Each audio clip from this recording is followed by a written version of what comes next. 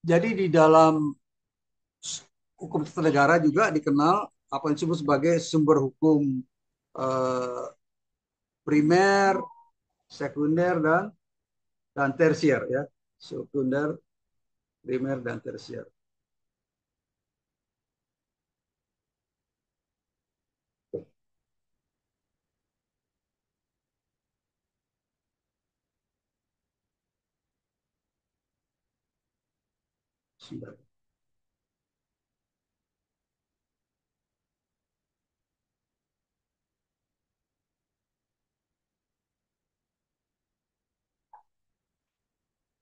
Oke. Jadi kalau nanti sampai pada kuliah metode penelitian, mungkin semester keempat barangkali NPH itu, dikenal istilah sumber hukum primer, sekunder, dan tersier ya. Ya beda-beda ini. Ya artinya, fungsinya segala macam ya. Dan sebagai contoh misalnya, kalau kita ingin mengutip satu pasal undang-undang, maka dapat mengutip bunyi pasal, ya, kemudian itu sumber hukum yang disebut sebagai sumber hukum primer ya. Dan dikutip pasal, ya, kemudian kalau seandainya ada undang-undang dikutip dari buku, maka itu menjadi sekunder ya, karena kutipan dari kutipan. Dan kalau mengutip undang-undang harus sebutkan lembaran negara nomor berapa, tahun berapa. Jadi harus jelas itu sumbernya ya. Kalau risalah-risalah rapat disebutkan lembaganya lembaga mana.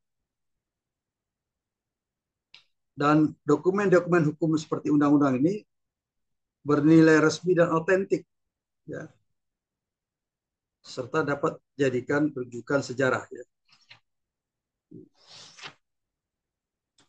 Iya.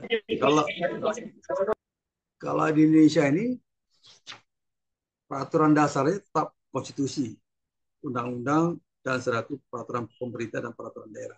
Peraturan daerah itu bisa di tingkat kabupaten kota ya, di tingkat kabupaten kota ya, kira-kira gitu ya. Oke. Kemudian eh, kalau kita masuk ke sumber hukum tata negara Indonesia, tetap dibedakan sumber hukum material dan formil ya. Sumber hukum tata negara formil, peraturan dasar dan norma dasar itu suatu hal yang dibedakan ya. Peraturan dasar itu dalam konstitusi, dan norma dasar adalah apa yang dimuat di dalam konstitusi dan nilai-nilai ideal tadi. Kemudian peraturan eh, perundang-undangan ya, ini adalah program legislatif ya, dibentuk DPR bersama dengan pemerintah. Tapi dalam satu hal keadaan memaksa, misalnya waktunya sempit, DPR sedang reses, maka pemerintah bisa membuat Perpu namanya, peraturan pemerintah pengganti pengganti undang-undang ya, peraturan pemerintah pengganti undang-undang. Kalau undang-undang itu adalah hak DPR membuat, pemerintah hanya punya inisiatif, beda dengan undang-undang dasar sebelum dilakukan amandemen. Jadi pada saat itu presiden memegang kekuasaan membentuk undang-undang bersama dengan DPR. Sekarang dibalik, DPR-nya lebih kuat. Tapi kalau Perpu, peraturan pemerintah pengganti undang-undang, itu dibuat atas dasar situasi yang emergensi, darurat, dan harus diadakan.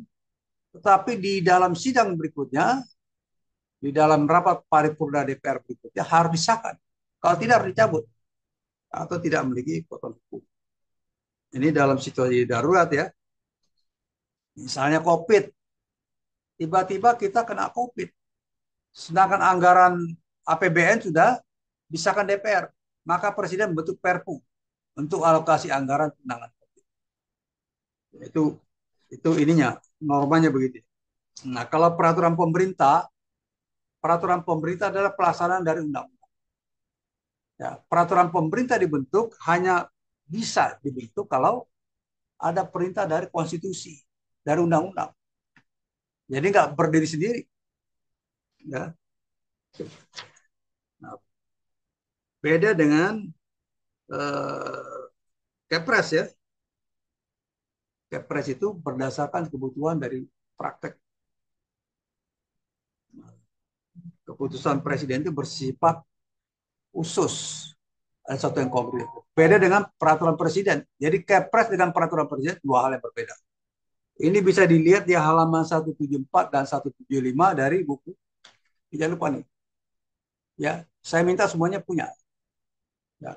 Jadi kalau belajar konstitusi, belajar HTN, buku ini harus ada. Ya, Undang-Undang Dasar. Saya kira semua punya ya. Dan buku ini referensi. Saya pakai ini. Dan banyak dosen yang lain. Kemudian bagaimana dengan peraturan daerah? Nah, peraturan daerah dibentuk harus ada sandaran undang-undangnya. Misalnya pajak retribusi daerah. Itu ada undang-undang pajak dan retribusi. Berjenjang. Jadi kalau di tingkat provinsi adalah peraturan Perda provinsi. Ya, kemudian di tingkat kabupaten ada Perda kabupaten. Dan tingkat wali kota peraturan wali kota. Semua peraturan daerah ini harus tidak boleh bertentangan dengan undang-undang. Undang-undang induknya. Kalau pajak harus undang pada pajak. Ya. Nggak boleh bikin itu bikin apa.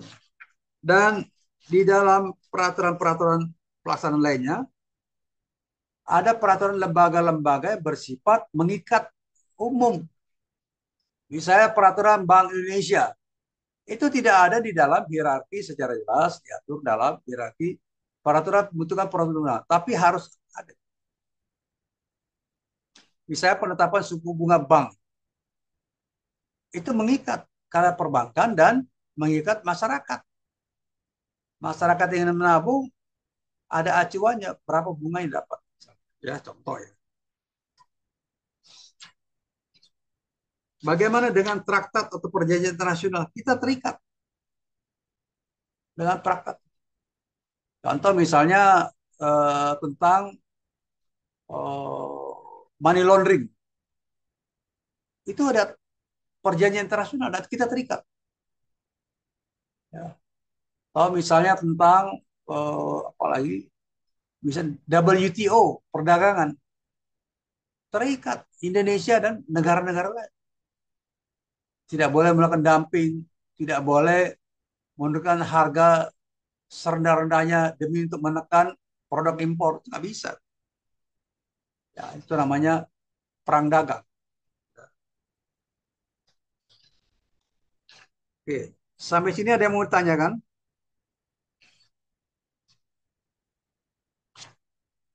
Kalau tidak, eh, saya lanjut sedikit ya soal kompensi ini. Masih ada kuliah selain Randi? Kosong, Pak. Tadi Kosong. pagi matkul pertama hukum pidana, hukum kedua Oh, matkul. ini baru ya.